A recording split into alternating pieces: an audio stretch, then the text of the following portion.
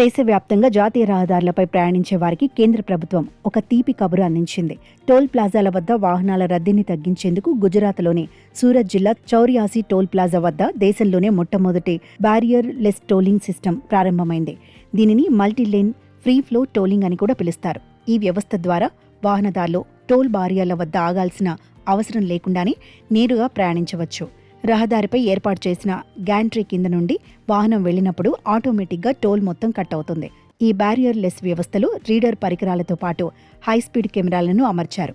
ఇవి గంటకు 120 నుండి 150 కిలోమీటర్ల వేగంతో వెళ్లే వాహనాల నెంబర్ ప్లేట్లు, ఫాస్టాగ్లను కూడా సులభంగా గుర్తిస్తాయి.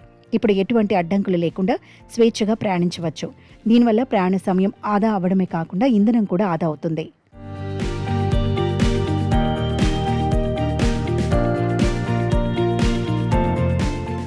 అయితే ఈ కొత్త విధానంలో కేవలం టోల్ వసూలు చేసే పద్ధతి మాత్రమే మారింది తప్ప ఫీజుల నిబంధనల్లో ఎటువంటి మార్పులు లేవు. అన్నీ కూడా నేషనల్ హైవే ఫీజు రూల్స్ 2008 ప్రకారమే కొనసాగుతాయి. ఇందులోని రూల్ 11 ప్రకారం లభించే డిస్కౌంట్లు కూడా యథావిధిగా అందుబాటులో ఉంటాయని అధికారులు చెబుతున్నారు. इस बैरियरलेस टोलिंग पद्धति को मल्टी लेन फ्री फ्लो भी बोलते हैं, multi lane free flow tolling. और इसमें गाड़ी को रुकने की आवश्यकता नहीं है, इसमें कोई बैरियर नहीं है, गाड़ी गैंट्री के नीचे से गुजरेगी और उसका टोल कट जाएगा। सर, खास करके जो लोकल लोग हैं उनके लिए क्या सुविधा उपलब्ध की गई है? ये देखिए, ये सिर्फ टोल कलेक्शन का तरीका बदला है।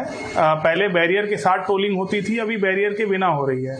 बाकी जो भी रूल गवर्न करते हैं फी के बारे में, वो नेशनल हाईवे फी रूल्स 2008 से गवर्न होते हैं।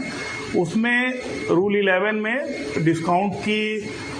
डिस्काउंट का प्रावधान है। जैसे कि एनुअल पास आप ले सकते हैं, लोकल अगर 20 किलोमीटर के अंदर है तो मंथली पास ले सकते हैं, लोकल पास जो होता है नॉन कमर्शियल गाड़ियों के लिए।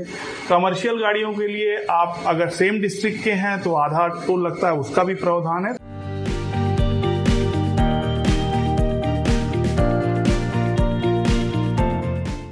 ఒకవేళ ఏదైనా వాహనానికి ఫాస్టాగ్ లేకపోయినా లేదా పని చేయకపోయినా ఈ హైస్పీడ్ కెమెరాల ద్వారా సదరు యజమానిని గుర్తిస్తారు. వారికి వెంటనే ఈ నోటీస్ పంపిస్తారు. ఆ నోటీస్ అందిన 72 గంటల్లోపు టోల్ చెల్లింపు చేస్తే ఎటువంటి అదనపు ఛార్జీలు ఉండవు. కానీ గడువు దాటితే మాత్రం రెట్టింపు ఫీజు చెల్లించాల్సి ఉంటుంది. నిబంధనలు ఉల్లంఘించే వాహనదారులపై అధికారులు కఠిన చర్యలు తీసుకునే అవకాశం ఉంది.